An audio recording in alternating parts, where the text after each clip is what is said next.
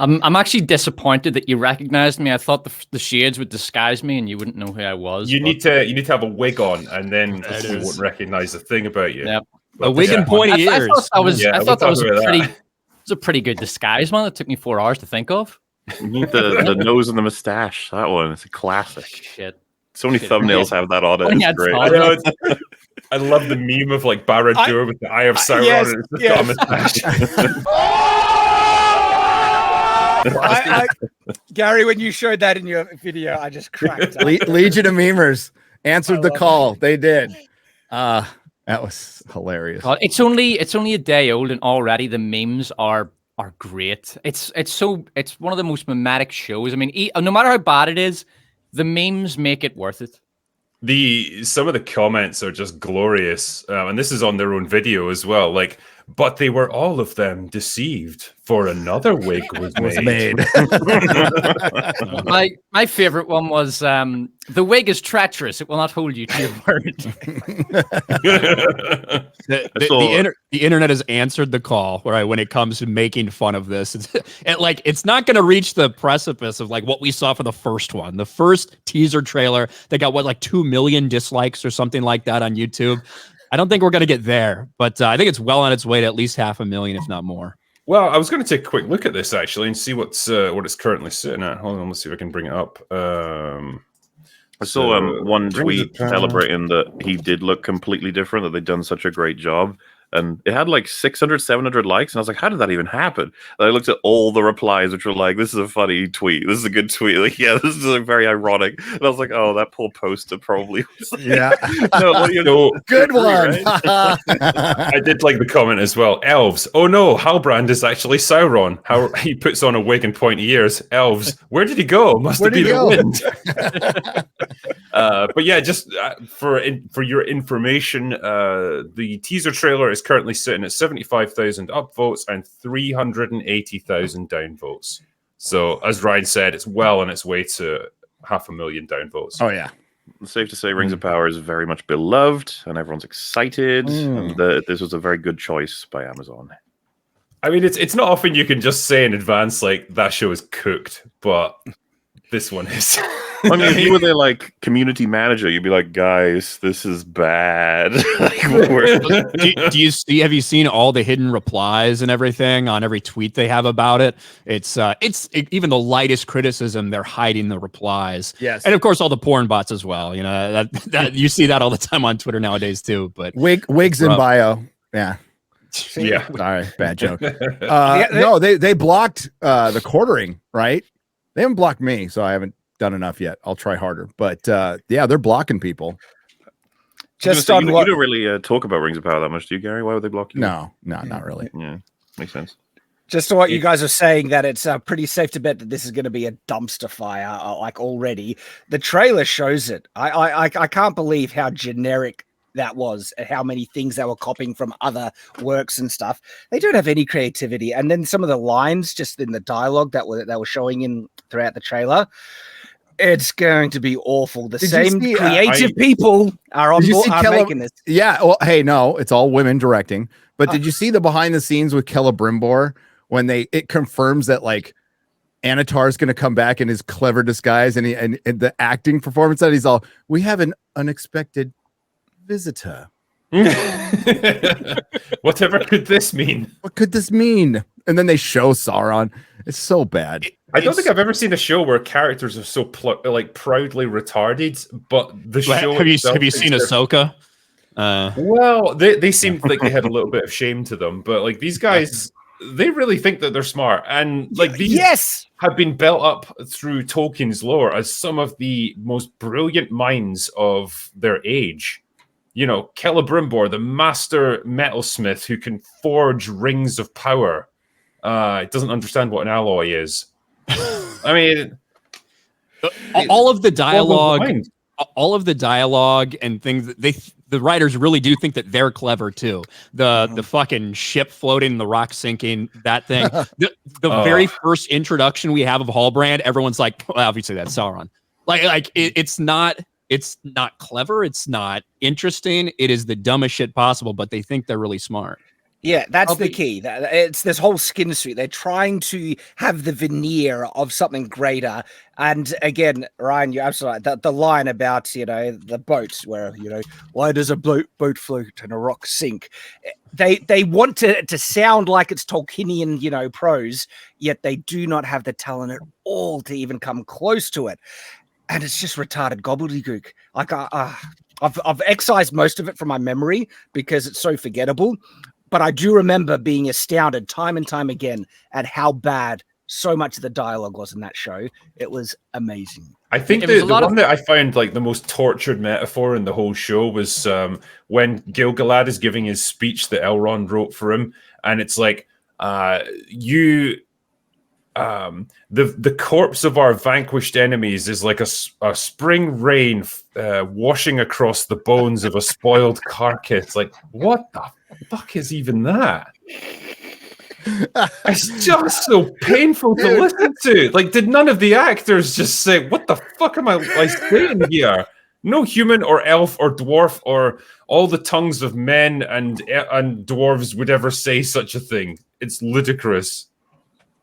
When you look at the... Sorry, go ahead, Gary. No, I was forced to go back and watch the last third because I'm like, I watched all this and I still can't believe that Guy Ladriel knew Halbrand was Sauron and didn't tell anybody. I have to make sure. I just gonna go back and make sure. And it's so effing stupid. She knows. Still made the rings. We'll make 3. That'll the rings. So now in this story, everything is this bitch's fault. Everything. Yes. Mm-hmm.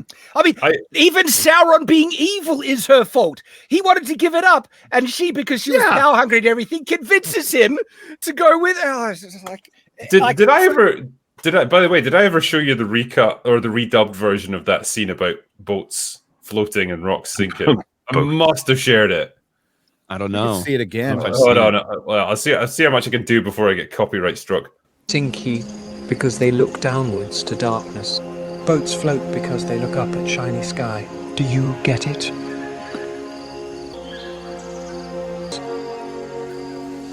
It's like a metaphor. Then I can be floaty like a boat?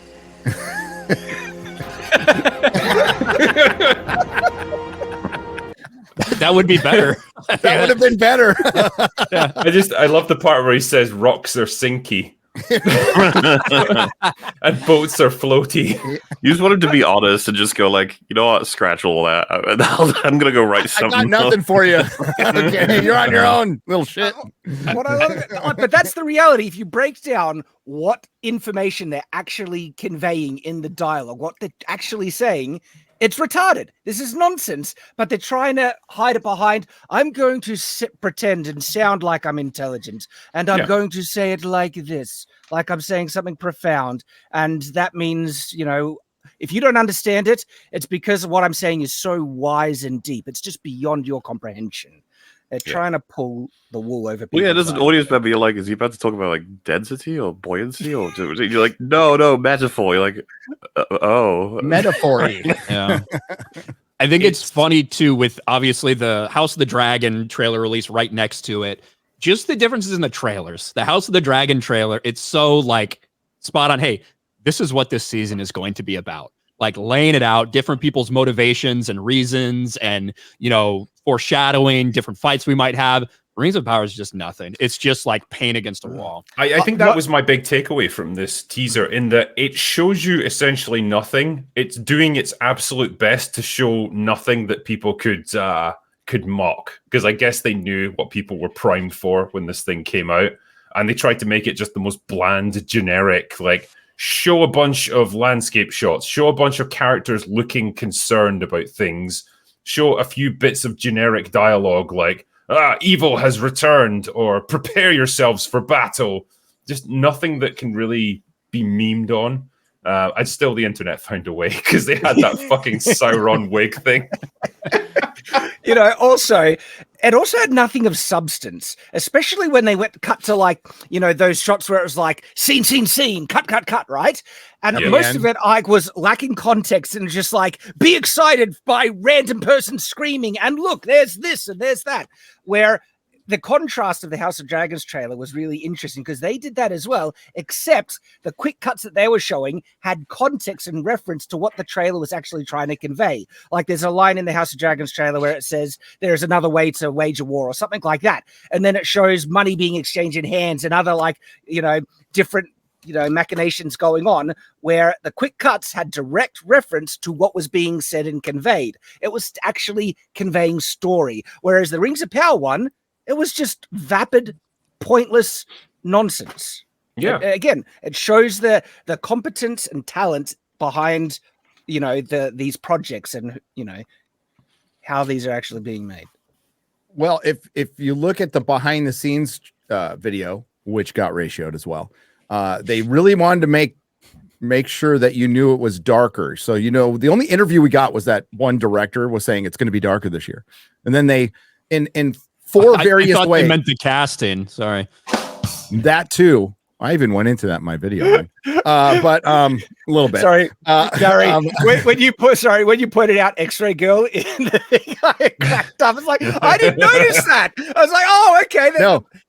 Don Lemonless has a line in the behind the scenes where he's like, the darkness has reached him. The darkness has reached me. It's like, yeah, okay. But no, they really wanted to make it known that it was darker, and it was darker. You couldn't see anything.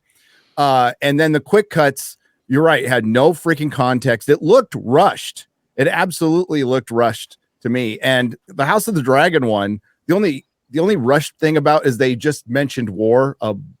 Like they really wanted to make sure everybody knew they were going to war. They mentioned it like 3 or 4 times in a trailer. It seems a little repetitive, but they still told you what the story, like this is what the story is going to be.